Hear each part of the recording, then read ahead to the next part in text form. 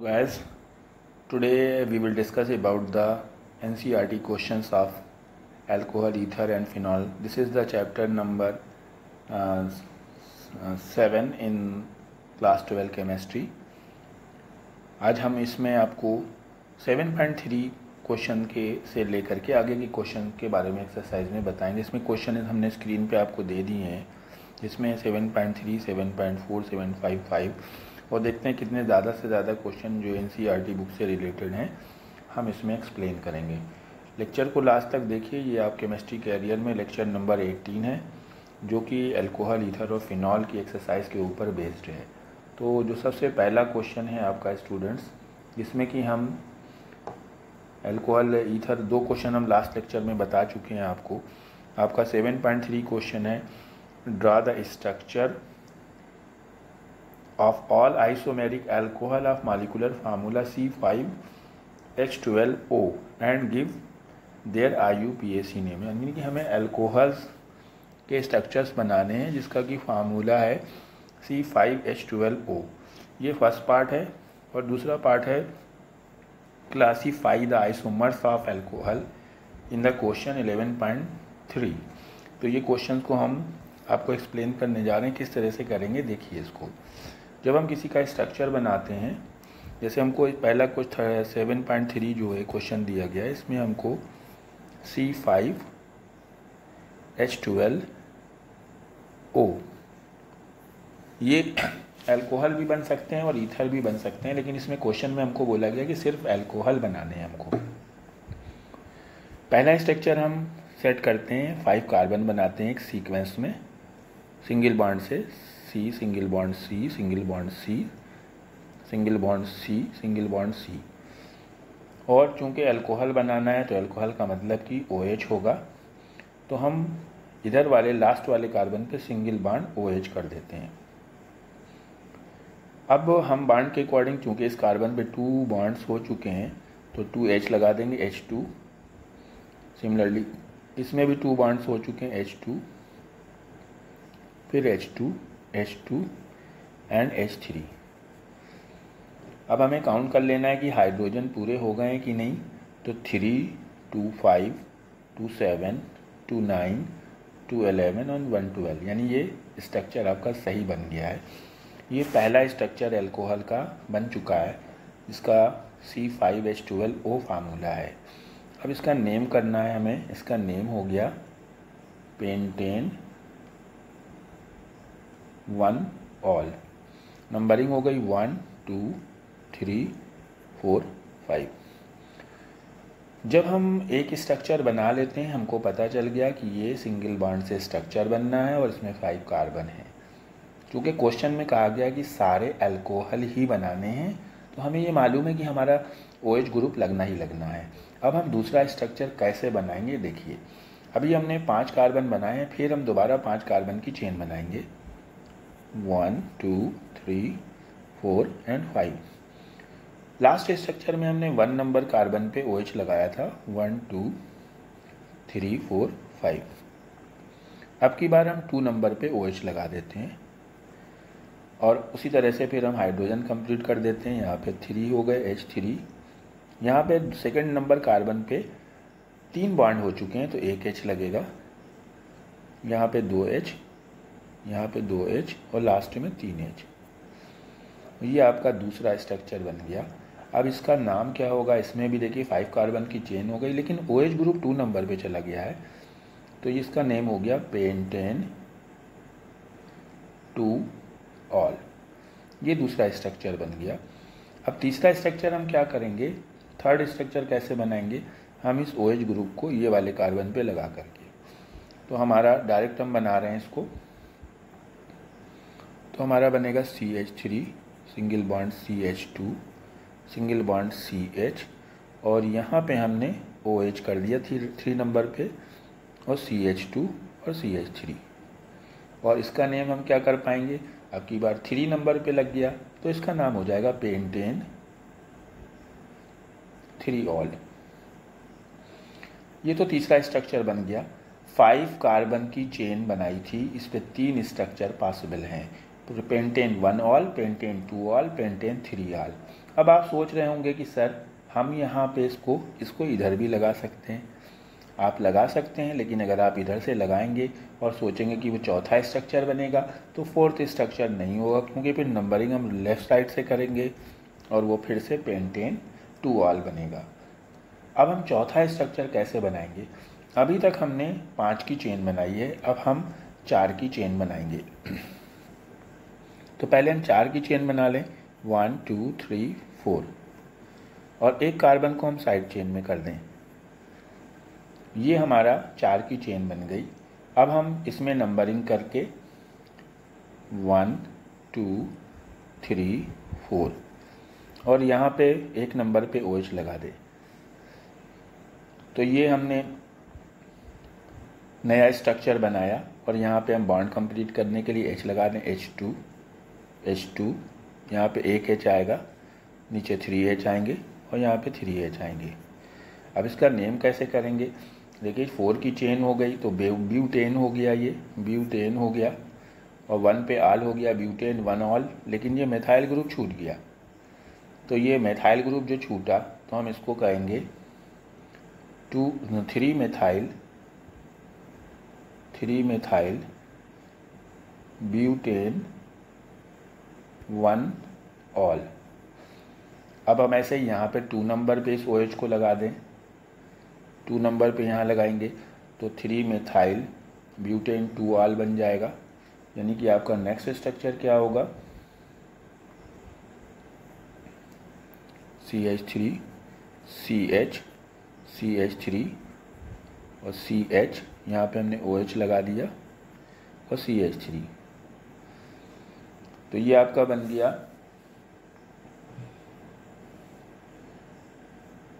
3 methyl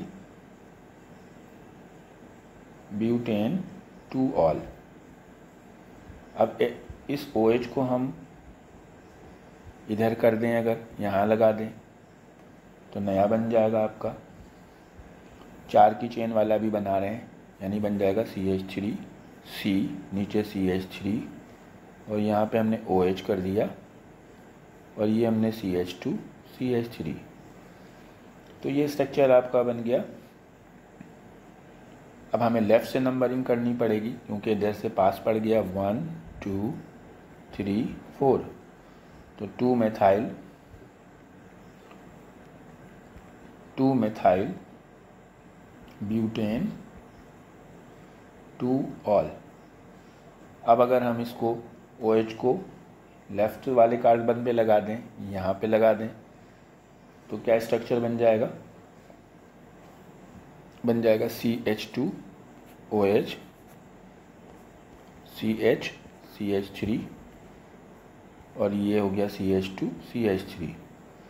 तो ये बन गया आपका 2 methyl butane 1 all, butane 1 all.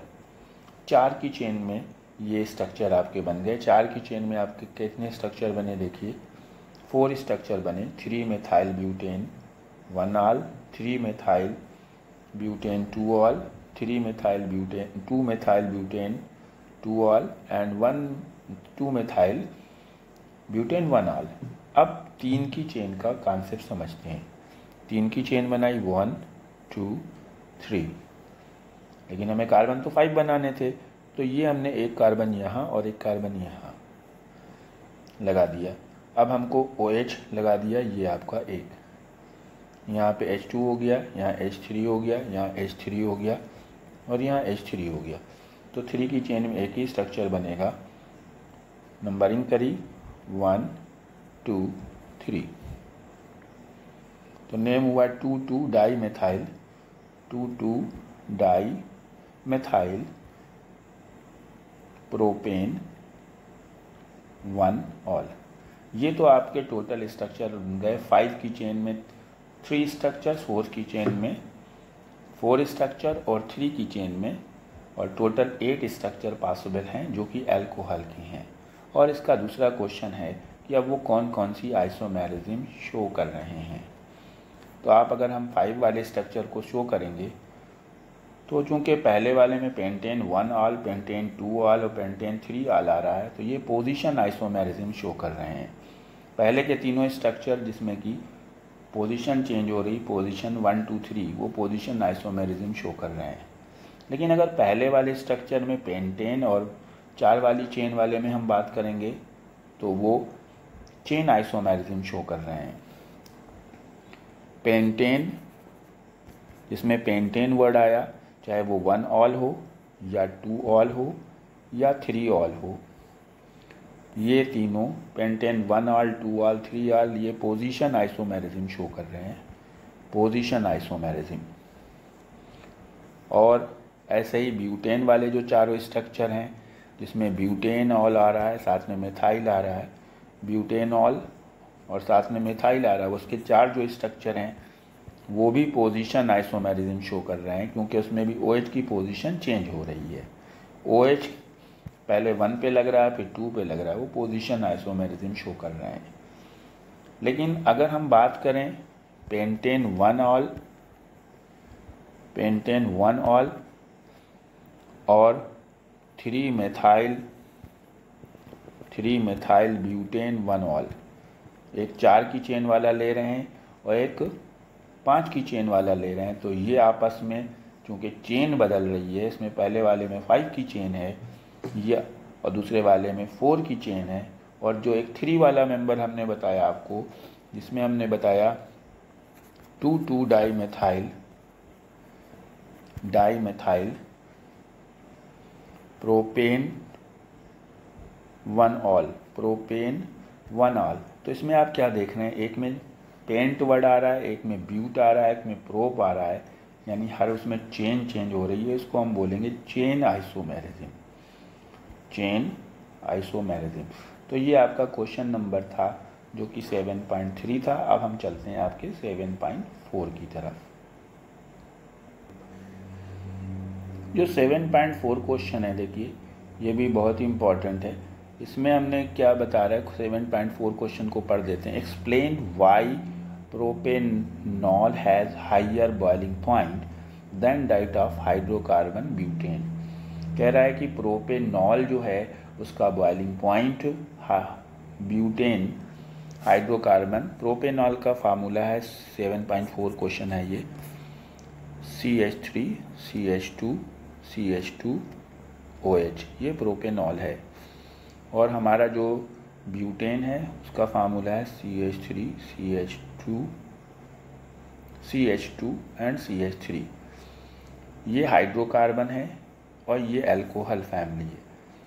पहले तो जब हम किसी के बॉइलिंग पॉइंट को कंपेयर करते हैं तो हमें उसके मालिकुलर मास को कंपेयर करना पड़ता है। ब्यूटेन में 4 कार्बन है, अगर इसका मालिकुलर मास निकालें तो 4 कार्बन का मास होगा 12 × 4,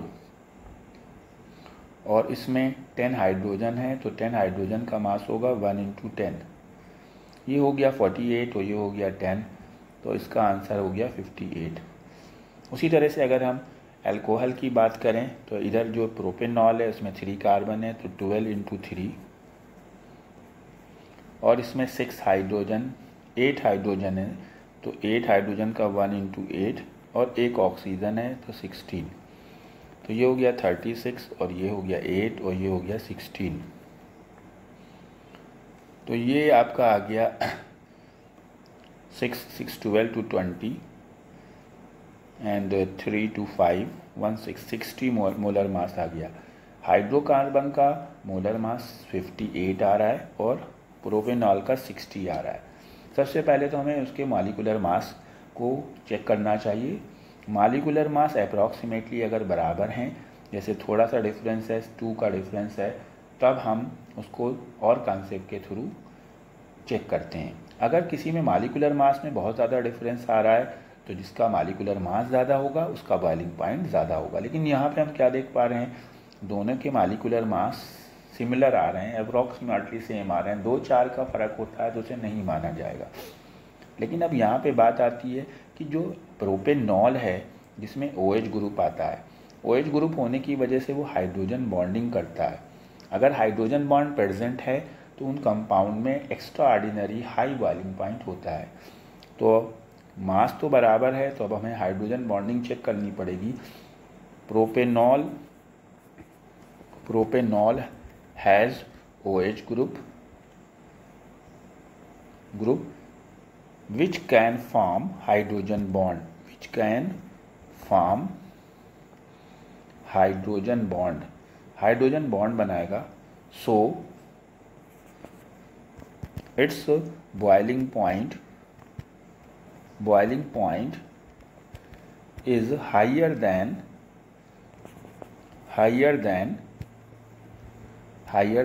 C4H10 हाइड्रोकार्बन, जो कि ब्यूटेन बोला जाएगा। ब्यूटेन में हाइड्रोजन बॉन्डिंग नहीं पाई जाएगी। क्यों नहीं पाई जाएगी, याद रखना है, हाइड्रोजन बॉन्ड उन्हीं कंपाउंड में पाया जाएगा जिसमें O और H के बीच में बॉन्ड हो, N और H के बीच में बॉन्ड हो, या F और H के बीच में बॉन्ड हो।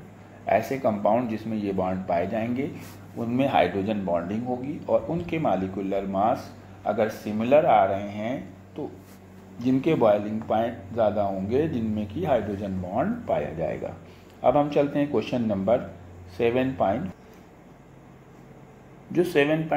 क्वेश्चन है हमारा, उसमें भी देखिए यही बात कह रहा है।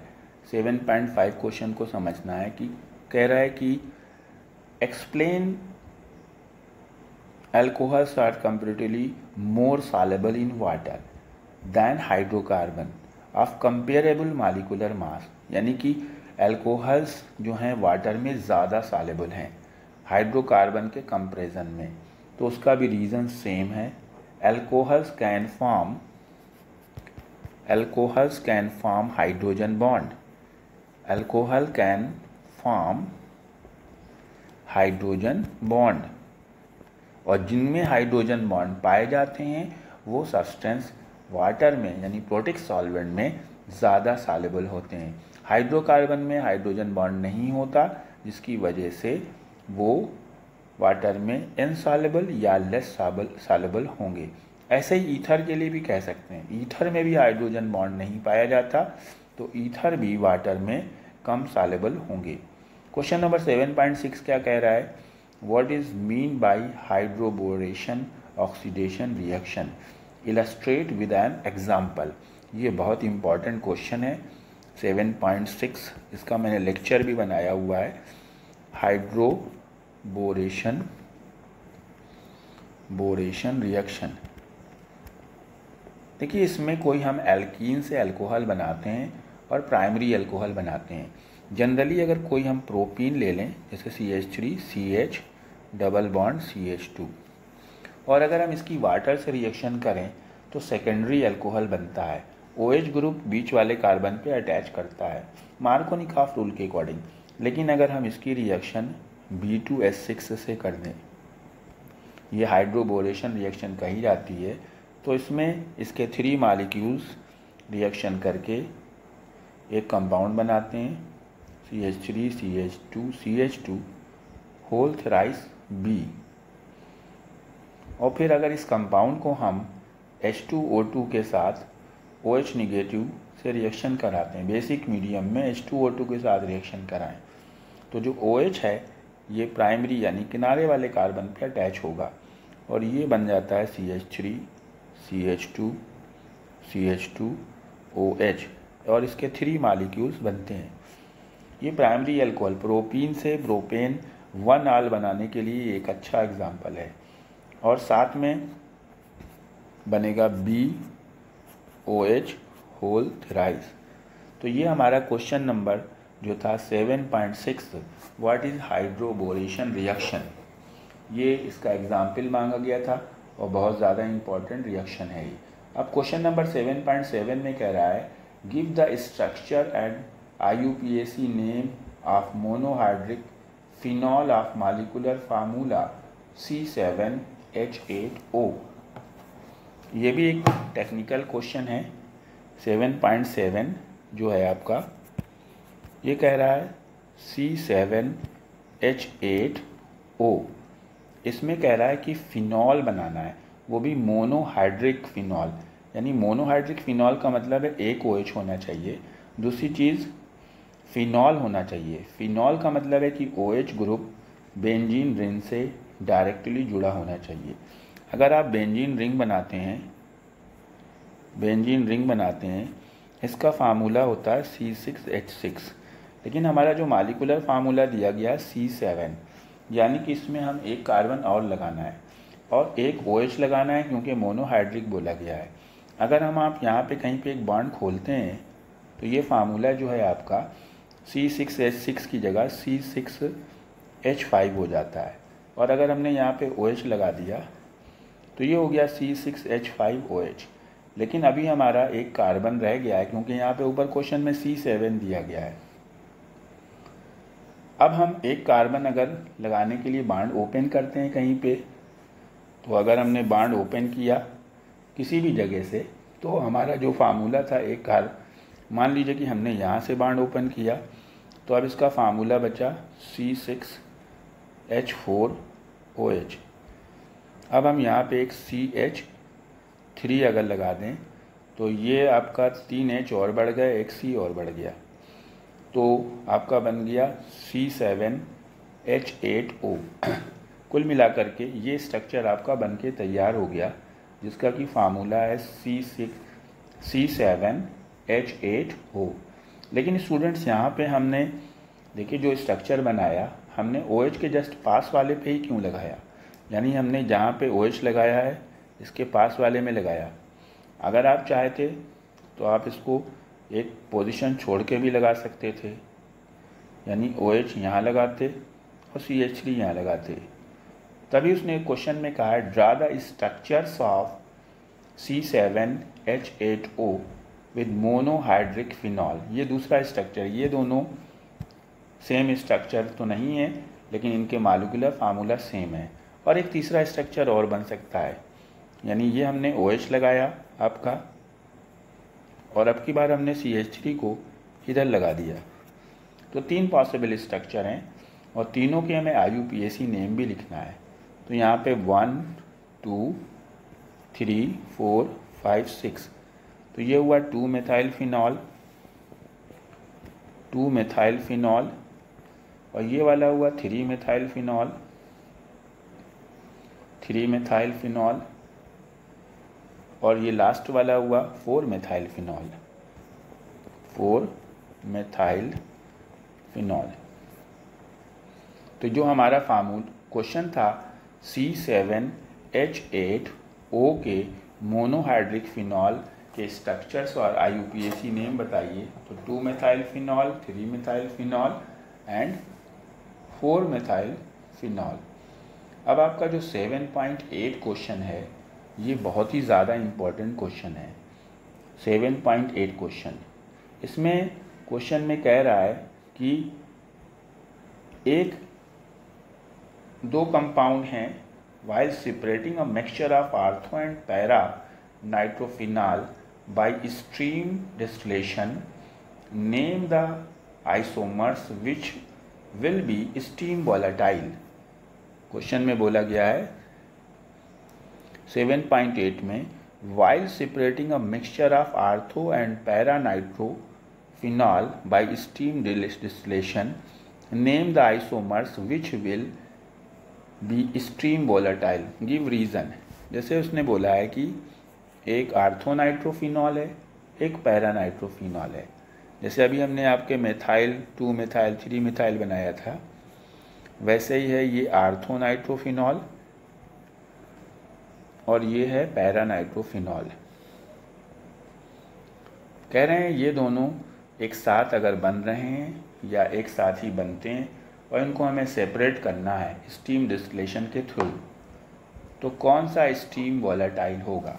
ये क्वेश्चन कई तरह से पूछा जा सकता है, या इसमें से पूछे कि किसका बॉइलिंग पॉइंट कम होगा और क्यों, रीज़न। देखिए अभी हमने हाइड्रोजन बॉन्डिंग की बात करी थी, दोनों में हाइड्रोजन बॉन्डिंग पाई जाती है। पहले वाले कंपाउंड में जो कि आर्थोनाइट्रोफिनॉल है, इसी में आपस में हाइड्रोजन बॉन्डिंग होती है और इसको हम इंट्रामालिकुलर हाइड्रोजन बॉन्डिंग बोलेंगे। इंट्रामालिकुलर हाइड्रोजन बॉन्डिंग एक ही मालिक्यूल के अंदर बनाई जाती है, लेकिन इसमें OH और NO2 अपोजिट पोजीशन पे हैं। ये आपस में हाइड्रोजन बॉन्डिंग नहीं बना सकते, तो इसमें दूसरे मालिक्यूल के बीच में बॉन्डिंग होगी और उसको हम इंटर मालिकुलर हाइड्रोजन बॉन्डिंग बोलेंगे। इंटर मालिकुलर, देखिए इसमें इंट्रा वर्ड बोला है और इसमें इंटर बोल रहे हैं। पैरा वाले में इंटर मालिकुलर होगी और आर्थो वालों में इंट्रा होगी।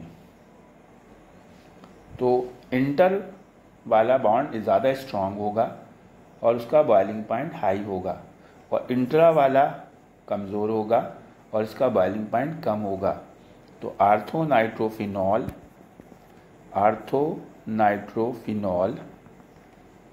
इज स्टीम वोलेटाइल, ये स्टीम वोलेटाइल होगा, volatile due to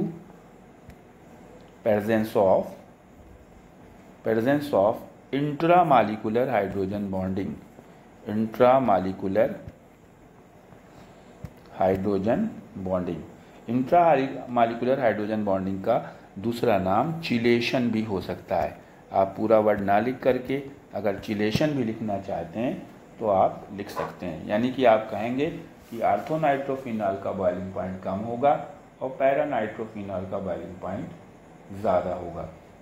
question number 9 आपका कह रहा है give the equation of the reaction for the preparation of phenol from cumene. Cumene से हम फिनॉल कैसे बनाते हैं? वैसे तो मैंने वीडियो भी डाला है क्यूमीन प्रोसेस का, प्रिपरेशन ऑफ फिनॉल के लिए, तो हम यहाँ पे आपको क्यूमीन प्रोसेस बता देते हैं। ये बेंजीन है, बेंजीन के ऊपर अगर हम CH, इधर CH3 और CH3 लगा देते हैं तो इसे हम क्यूमीन बोलते हैं। और इसको अगर हम ऑक्सीजन के साथ हाई प्रेशर पे रिएक्शन कराएंगे तो ये क्यूमीन पर ऑक्साइड बनाएगा। इसमें ये C, इधर CH3, ये CH3 और O और O, ये क्यूमीन पर ऑक्साइड बन जाएगा, जो कि क्यूमीन पर ऑक्साइड को अगर हम हीट करेंगे तो हमारा ये फिनॉल बन जाएगा OH। और इसमें दो कंपाउंड बनते हैं, दोनों ऑर्गेनिक कंपाउंड, एक एसीटोन बन जाएगा, दोनों ही ऑर्गेनिक हैं और दोनों ही यूज़फुल कंपाउंड हैं। स्टूडेंट्स, बाकी के बचे हुए क्वेश्चन हम नेक्स्ट वीडियो में डेमॉन्स्ट्रेट करेंगे। तब तक के लिए बाय बाय। कोई क्वेरीज है तो हमें कमेंट सेक्शन में ज़रूर लिखें। Thank you, have a nice day.